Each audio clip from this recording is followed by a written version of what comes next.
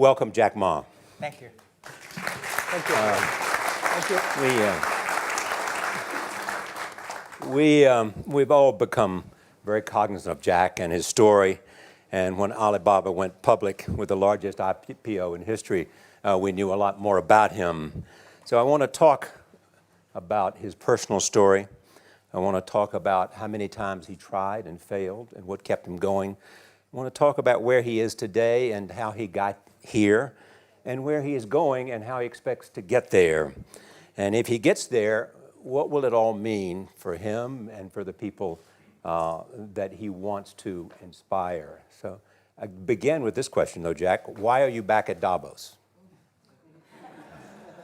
It's a long break for 7 years. I think my last trip here was year 2008. But I was coming for year 2001 for the Young Global Leader for Tomorrow. And remember, I never heard about the Davos when I came. But when I came, in the Switzerland, so many young people demonstrate. It was such a horrible thing that I was, and I asked them, why did they do it? They say, anti-globalization. And I say, why? Globalization is a great thing. Why people don't like it? And then we come all the way for 2 hours here. There's a machine gun. There's people checking. I say, oh, God, is that a forum or is it a prison we're going to go? Is that? But when I joined the forum at the Young Global Leader, I was thrilled by so many ideas. For the first 3-4 years, I learned what does the globalization mean? What does the corporate citizenship mean? What about social responsibility mean? All these new ideas, and I see so many great leaders talking about leadership, and I benefit a lot. And the year 2008 and 2009, when the financial crisis came, I think it's better go back to work, because we can never win the world by talking. So go back, spend 7 years. Now I come back, I think it's time to do something return. Because I learned so much.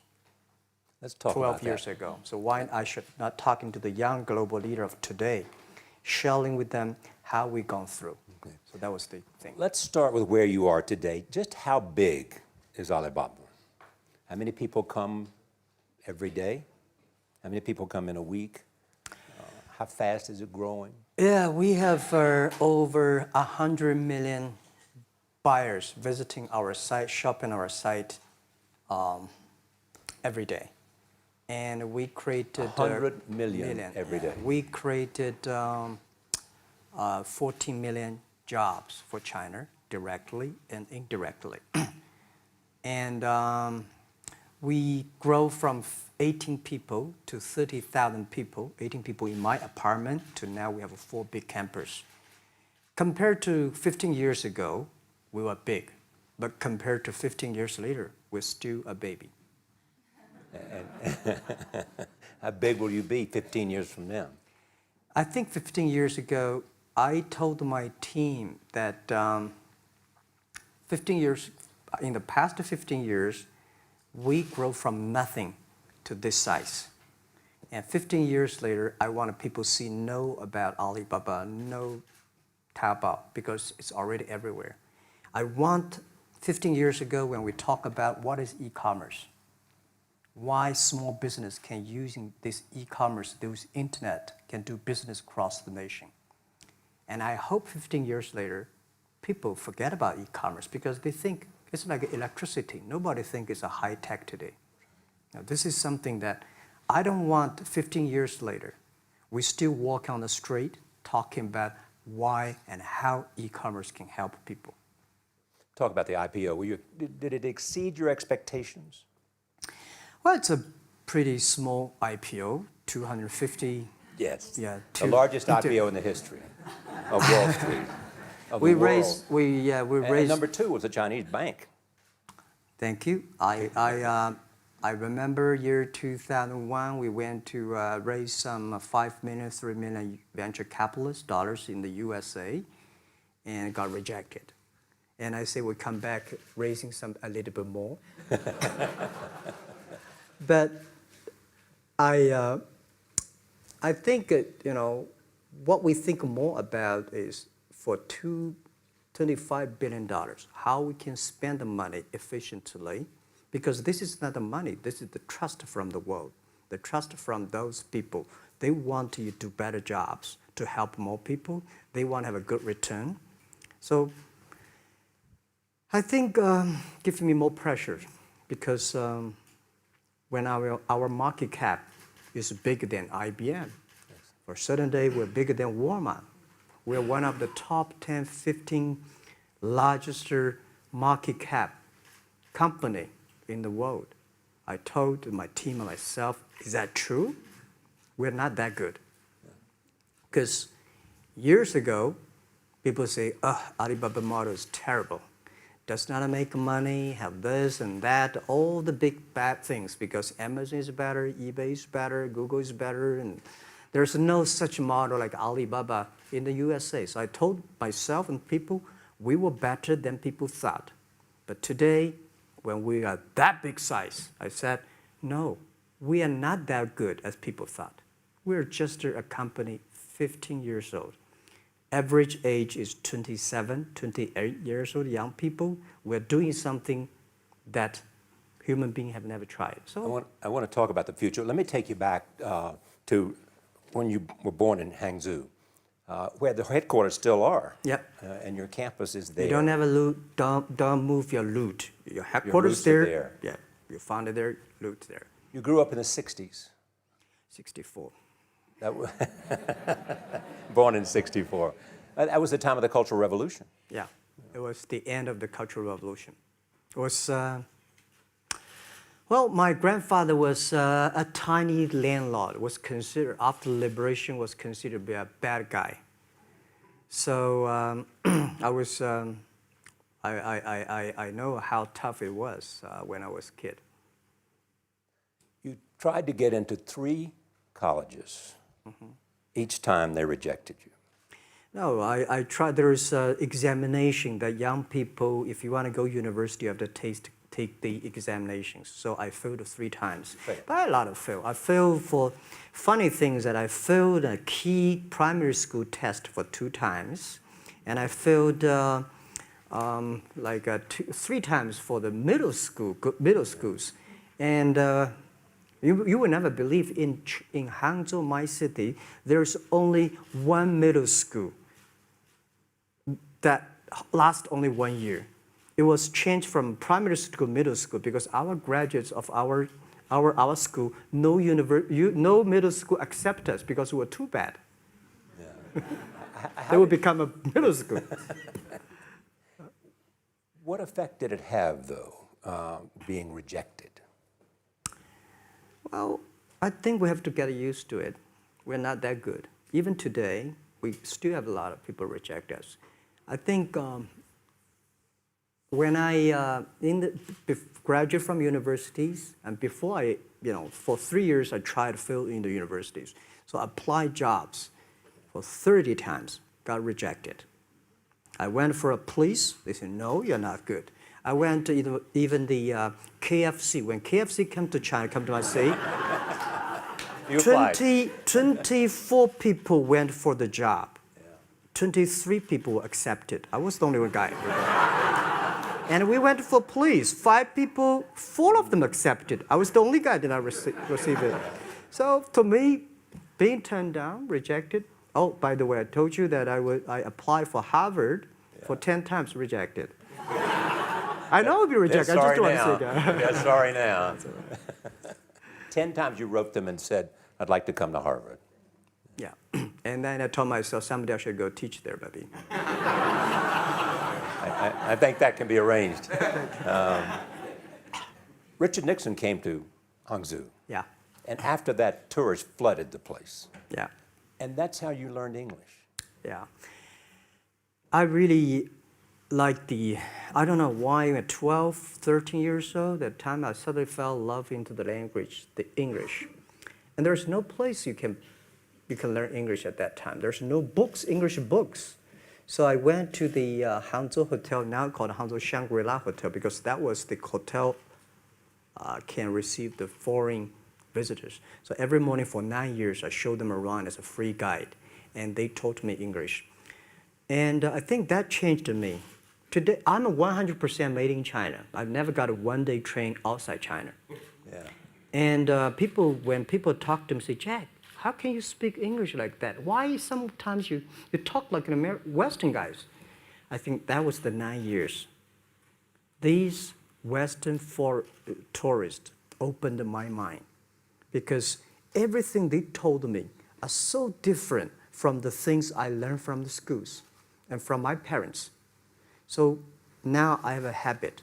Whatever I see, whatever I read, I use my mind. Think about for 2 minutes. Is that how Ma Jun became Jack Ma? Actually, Jack, the name was given by a lady in tennis. She's a tourist. She came here and she said, came to Hangzhou. We become a pen friends. Ma Ring is so difficult to pronounce. So she said, do you have an English name? I said, don't. So can you give me an English name? She said, okay. She said, my father called it Jack. My husband called Jack. What do you think about Jack? I said, good. So I've been using that for that many years. Yeah. First visit to America, 1995? 1995, yeah. I come here for a project helping the local government to building up a highway. And you tried the internet. I tried the internet in Seattle. And in a building called the USA Bank. I don't know whether the USA Bank is still there or not, but it's a building. And my friend opened a small office, which is like only 10% bigger than this room. And there are a lot of computers in there. And he said, Jack, this is internet. I asked, what is internet? He said, search whatever you want. At that time, they used Mosaic, very slow, right? Yeah. And I said, I don't use it. I don't want to type because computer is so expensive in China. If I destroy it, yes, I cannot pay. He said, just to search it. So I searched the first word, beer. I don't know why, because it's easy to spell, baby. And I see beers from Germany, beers from USA, beers from Japan, but there's no beer from China. And I say, okay, type the second word is China. No data. Nothing. Nothing. And I said, 1995. 1995, no data about China. So I talked to my friend, why not make something about China? So we made a small, very ugly looking page called China. It's something like I did a translation agency, we listed on there. It was so shocking. We launched at 9:40 in the morning. 12:30, I got a phone call from my friend. He said, Jack, you got 5 emails. I said, what is email? And they say, these are the things. So people so excited. Where are you? This is the first time I see a Chinese website on that. How can we can we do something together? So I think this is something interesting. So we should do it. Why did you call it Alibaba? Alibaba? Well, when I started, I think internet is global. We should have a global name. And a name that, interesting, like at that time, the best name is Yahoo. Right? So I've been thinking for many days, suddenly thinking Alibaba is a good name. So I happened to be in San Francisco that day. I did have a lunch, and the waitress came. I asked her, do you know about Alibaba? She said, yes. I said, what is Alibaba? She said, Open Sesame. Good. So I went on the street, asked about 10, 20 people. They all know about Alibaba, 40 Thieves, and Open Sesame. And I think this is a good name. And start with A. Whatever you talk about, Alibaba is always top. You have said before that in creating Alibaba, you had to create trust. Yeah. Because people in China were used to face-to-face. Yeah. How did you create trust? I think because we started out doing business on internet. I don't know you, you don't know me. So how can you do things online unless you have trust? So for e-commerce, the most important thing was trust. I think when I first went to USA for raising money, talk to the venture capitalists, a lot of people say, oh, Jack, no. China doing business by the guanxi. How can you do business on internet? And I know that without the trust system, the credit system, it's impossible to do business. So in the past 14 years, everything we do is trying to build up the trust system, the record system. Well, Charlie, I'm so proud today when I talk to the young. Today in China and in the world, people don't trust each other. The government and people and media and everybody think, this guy's cheating. But because of e-commerce, we finish 60 million transactions every day. People don't know each other. I don't know you, I send products to you. You don't know me, you wire the money to me. And I don't know you, I give a person a package, I don't know him. He took something to cross the ocean, cross the river, and send. This is the trust. We have at least 60 million trust happening every day. But you created it by creating an escrow account in the beginning. Yep. And so you keep the money until they got the product. Yeah. And then you release the money. That's true. I mean, the escrow service is about Alipay. When I this idea, I would love Davos, because it was a big decision. Because for first 3 years, Alibaba is just like e-marketplaces for information. What you have, what I have, we talk a lot of time, but don't do any business. Because there is no payment.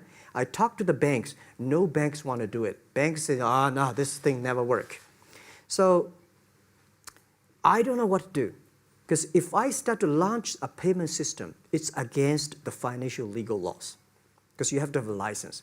But if I don't do it, e-commerce will go nowhere.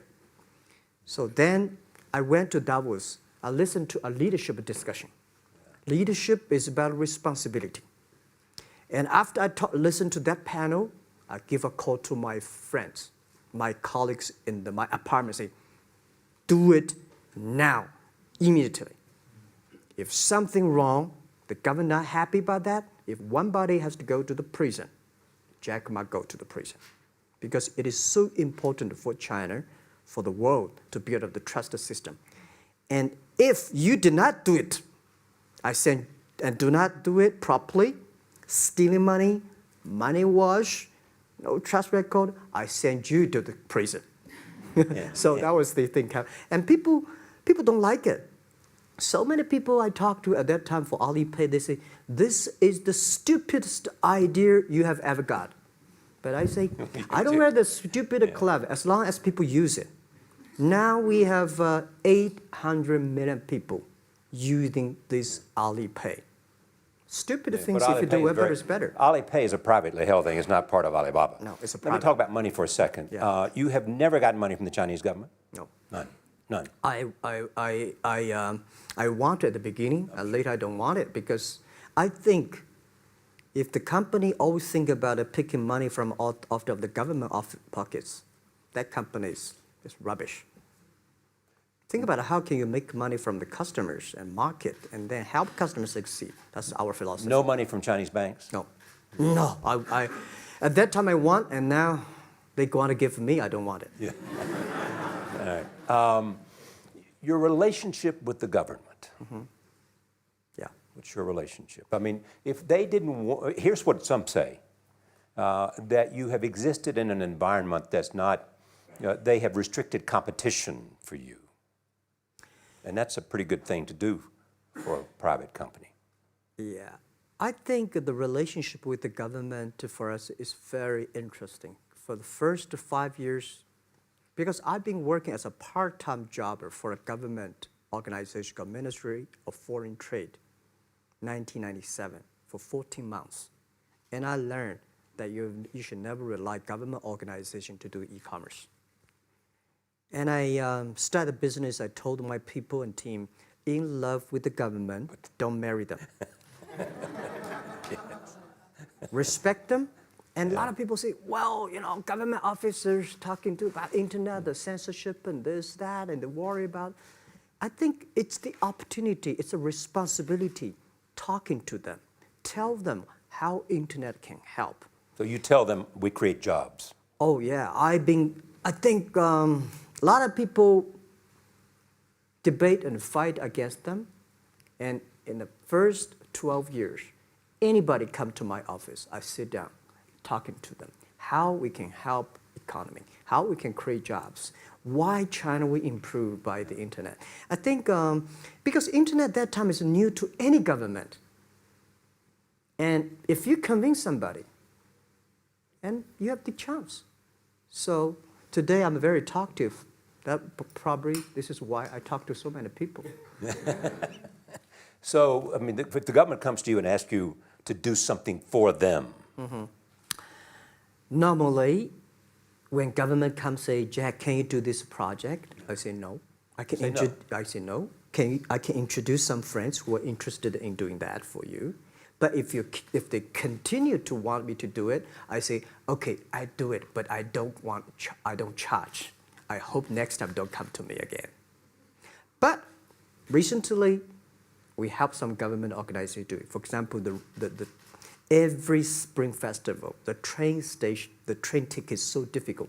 Hundreds and thousands of farmers work in the cities. In the Spring Festival, they go to the hometown. But when they order tickets on the other way, the whole system crashed for 5 years. So I told my young people, go support them. Don't charge anything. Because I don't want to see millions of farmers go back to city and they cannot buy the tickets. So it's something that it's not for money. It's something it's not for the government. It's for the millions of people. They can buy tickets in the snowy night and they don't have to wait. They just use mobile phone, online, they get ticket. One way stop along the route to where you are in that big IPO was Yahoo. Jerry Yang gave you invested $1 billion. Yeah. $1 billion. Yeah. It turned out to be a pretty good investment for Yahoo. Yeah. But one time after another, you raised this money on your own outside of China with investors. Yeah, I'm very thankful for all the investors because 1999, year 2000, and even at the Yahoo time, a lot of people say this Jack is crazy. He's doing something that we don't understand. A lot of venture capitalists give you money because there is such a American model already there. But they say, Alibaba, we don't see this kind of model, right? They say Jack's crazy. Yeah, this is crazy guy. I mean, I remember my first time in Time magazine, they call me Crazy Jack. And I think crazy is good. We are crazy, but we're not stupid. We know what we are doing, but if everybody agree with me, if everybody believe our idea is good, we have no chance. So that's the money we raised. We're very thankful. So when our investors make a lot of money, I feel proud and honored. As you know, in the United States, issues have risen about privacy. Yeah. Google and Apple, and questions of whether the government should have access to files. How do you handle that if the Chinese government says you know a lot about people? You have transactional relationships with lots of people. And they say, we want to see your files. Well, so far, I don't have this kind of problems from Chinese government. And I told them, any government, if you come here for the national security, anti-terrorist, well, anywhere, anti-terrorist, we work together. It's a criminal, we work. But rest of that, no. I said, we are a business. The data is so precious because we don't know how. Because if we give to anybody, it's going to be a disaster. And also about privacy issues. I think, just like hundreds of years ago, people say, I would rather put money under my pillow rather than put in the banks. But today, banks, they're special. They know how to protect money much better than you do. Privacy issues, all these kind of securities, today, we may not have the solutions. We don't have the answer. But I believe our young people have the solutions. In the next 10, 20 years, there will be breakthrough on that. And I'm fully confident on that. Your life is a testament to the idea that nothing is impossible. That if somebody says no, you say it's just the beginning. Where does that come from? Well, at the beginning, I never thought, I thought when I was young, I said, everything's possible. Now I know not everything's possible. When you have something, you have to think about, you have to consider about the others. You have to consider about the customer, society, your employees, your shareholders, society. There are so many things that I think if you continue to work hard, there's possibility. And I just feel that I'm enthusiastic about what we are doing. At the beginning, for the first 5 years, I just want to survive. And 5 years later, I think... That's 2000, from 90... Yeah. But later, I think, wow, so many people's life changed. I was so excited, you know, for the first 3 years, we made zero revenue. Zero revenue. But we are so excited to continue to work. You know what happened? I remember many times when I go to a restaurant and have dinner, somebody came, when I was trying to pay the bill, the owner of the restaurant came to say, "Sir, your bill is paid by someone." And the small note say, "Hey, Mr. Ma, I'm your customer of Alibaba Group, Alibaba platform. I made a lot of money, and I know you don't make any money. I pay the bill for you." Yeah. And I remember one day that I was sitting somewhere in the coffee, somebody sending me a cigar. I don't smoke cigar, but there's a note, "Thank you very much, I'm your customer." And I remember in the Taobao days, I was at the Shangri-La Hotel in Beijing. When I get on the taxi, the man who opened the door for me, the boy at the gate, he said, "Jack, thank you very much. I'm service here. My girlfriend makes more money than I do on your site." And this is something that you know, that it's not amazing. If you don't do it, nothing's possible. If you try to do it, at least you have the hope. The revenue comes from advertising and a smaller amount from transactional fees. Yeah. Most of it from advertising. Tiny. Tiny from advertising? Tiny from advertising, tiny from transactions, because we need big mass. Now we have more than 10 million small business power sellers selling our site to everywhere. So the transactions we have is second after Walmart. So tiny. Second after Walmart. Yeah, tiny of the of the money already make us big. So, you know, second after Walmart, I remember one of the senior management of Walmart guys came to Hangzhou 5 years ago. He said, "Jack, you know, you did a great job," and blah, blah, blah. So I said, "Maybe in 10 years we'll be bigger than Walmart." He said, "Young man, you have a good hope." So we said, "I have to make a bet. I think in 10 years we'll be bigger than Walmart on the sales." Because if you want to have 10,000 new customers, you have to build a new warehouse and this, that. For me, 2 servers. What's your market cap versus Walmart today? I don't know, but I don't maybe, either. yeah, some. It's close. I think so. Maybe we should check later. All right. Yeah. So where are you going? What does Jack want? I think because the name for Alibaba, we are internet company, happen to be in China. We have the same spirit and entrepreneur spirit like every great entrepreneurs in the world. And I remember the day when I started Alibaba, we want to have a mission helping small business doing easier. So next step is, today, so many millions of small business using our platform to sell things, and over 300 million consumers buy things from our site. Cheapest, efficient. So what I'm thinking about, how we can make Alibaba a platform for global small business. My vision is that if we can help a Norway small business can sell things to Argentina, and Argentina consumers can buy things online from Switzerland. And we can build up, which I called, I don't know, maybe not right word, called EWTO. The WTO is great, past century. But WTO helps so many big companies to sell things across the nation. Today, internet can help small business sell things across the oceans, across the nations. And I hope that we can serve 2 billion consumers. 2 billion consumers. 2 billion consumers. We can help 10 million small business outside China. Help them. Outside China. Outside China.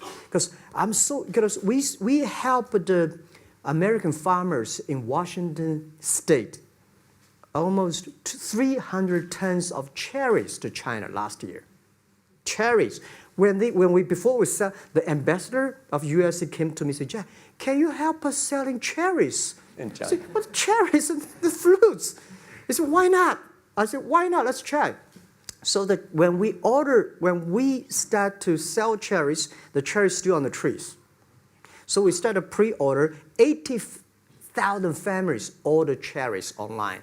So we pick up the cherries and ship into China. Within 48 hours, we sell the cherries.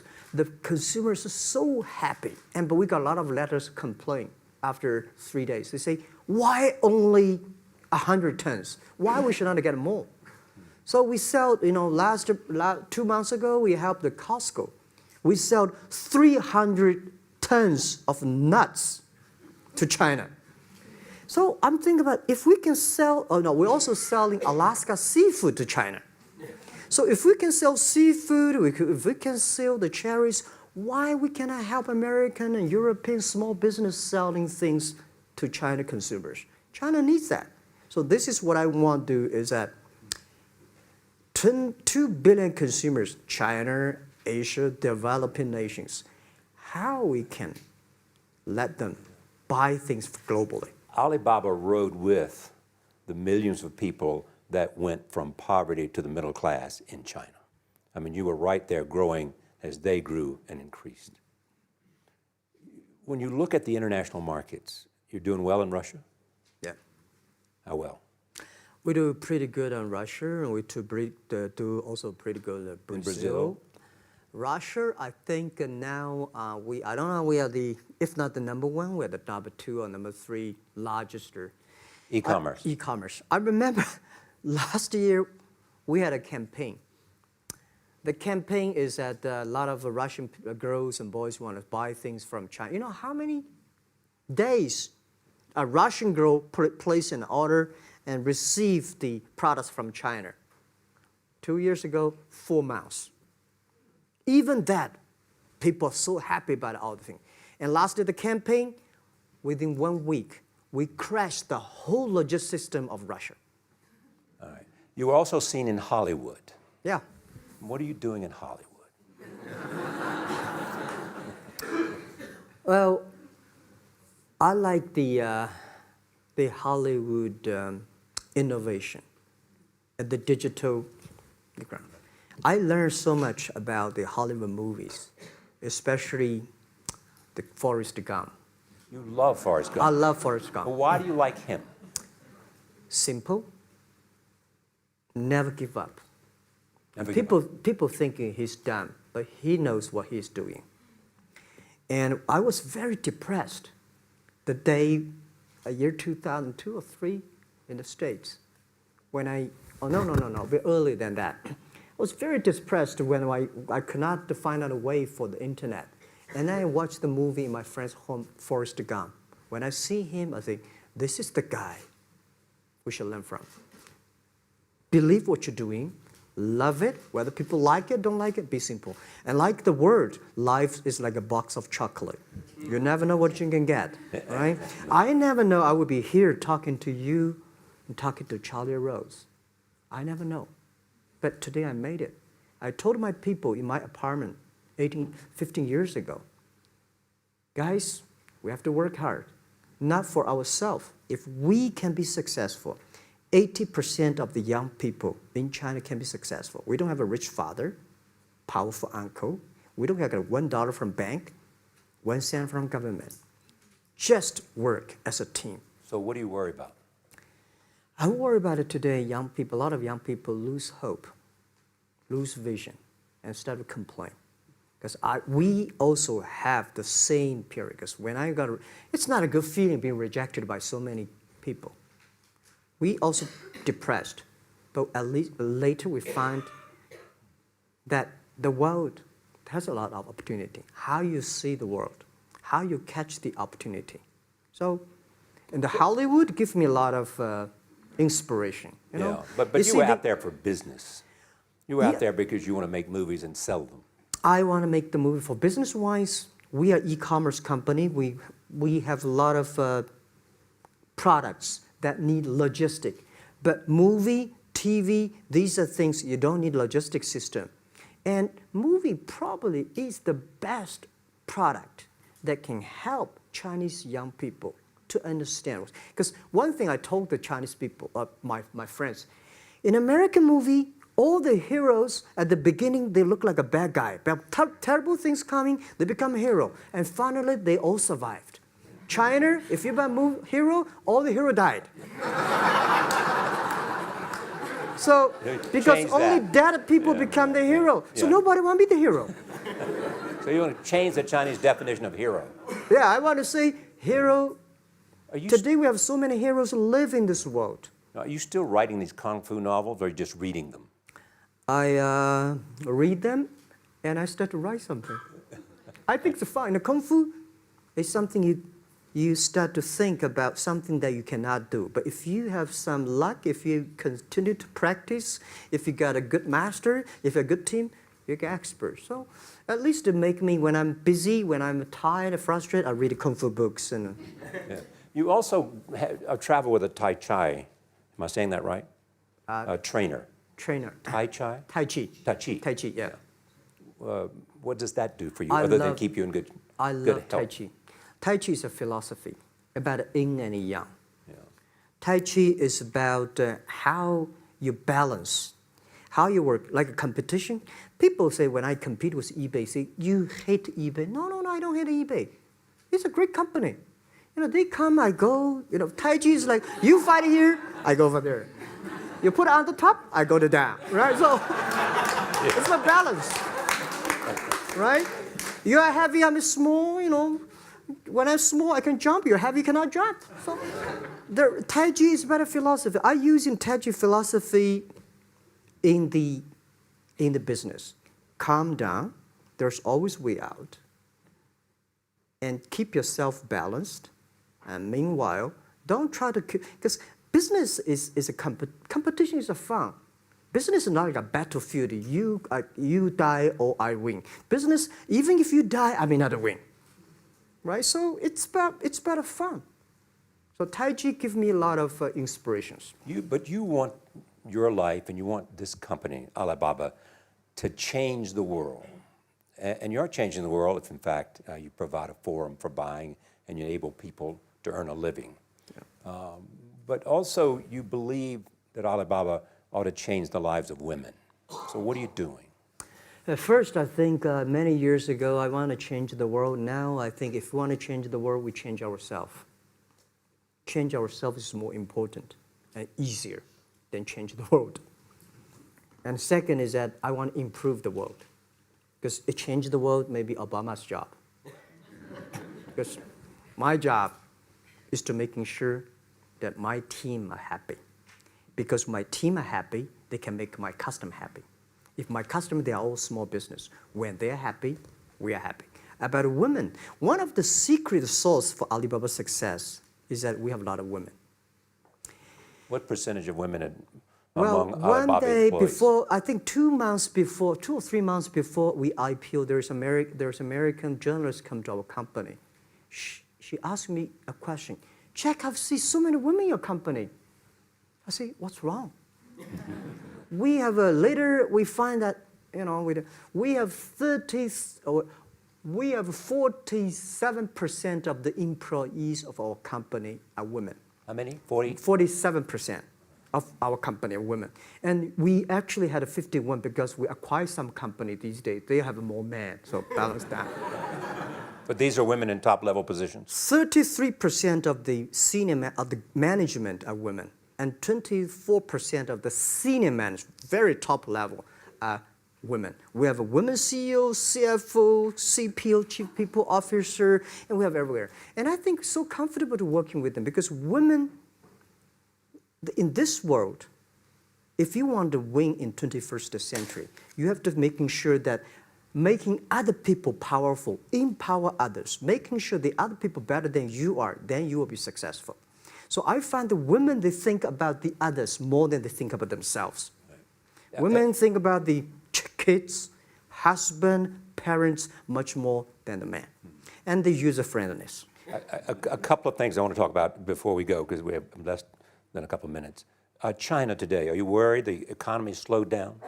No, I don't worry about it. I think China is doing, it's slowing down is much better than keep on 9%. China today is the second largest economy in the world. It's impossible to keep 9% of the growth. If China still keeps the 9% of the growth of the economy, there must be something wrong. You will never see the blue sky. And you will never see the quality. China should pay attention to the quality of the economy. China should not. So if we have a lot of influence, like Hollywood movies, things, and we have the sports and these things in the GDP, will be much better. So I think, just like a human growth, this body can never grow. Certain time, the slow of growth of the body was slow, but you should grow your mind, grow your culture, grow your value, grow your wisdom. I think China is moving to that direction. And you saw Modi in India? Pardon? Did you see Modi in India? Not yet. I'm looking forward to that. So you'll go to India. Yeah. Finally, there's this. You're one of the world's richest people. Your company is one of the world's richest companies. What do you want beyond Alibaba? Well, about richest people, I was really not happy in the past 3 months when people say Jack Ma is the richest people of China. Global celebrity, they said. No, I'm not. When I started the business, you are. I never thought, because how many? Yeah, maybe I am. But I think 15 years ago, in my apartment, my wife was at that time one of the 18 founders. I asked her, "Do you want your husband to be a rich person?" I never said rich person in China, rich person in Hangzhou, or you want your husband to be a respected person. She said, "Of course, respected." Because she never believed, and I don't believe we'll be rich people. We just want to survive. But I believe when you have $1 million, that's your money. When you have $20 million, you start to have a problem. You worry about inflation, which is stock to buy and this, that, had it come. When you have $1 billion, that's not your money. That's the trust society gives on you. They believe you can manage the money, use the money better than the government and the others. So I think today, I have the resources, do more things. With the money we have, with the influence we have, we should spend more time on the young people. And I would say, someday I'll go back to teach, go back to school, spend time with the young people, and sharing with them what I done. So the money is not mine. I just happily and having these resources, then I want to do a better job. Just tell them your story. Yeah, tell them the story and tell them that if Jack, I don't think in this world there are a lot of people be rejected more than 30 times. If we, the only thing we never give up, the only thing we're like a Forrest Gump, we keep on fight. We keep on changing ourselves. We don't complain. Whether you were successful or not successful, I find that people, when they finish the job, if they make the mistake, if they fail, if they always complain the others, this guy will never come back. If the guy only check himself, yeah, something wrong with me here, something wrong with me there, this guy has a hope. Jack, on behalf of everybody in this audience and a television audience around the world, thank you for taking your time to be with us. Thank you. Thank you. Thank you. Thank you. Thank you so much, Rob. Thank you.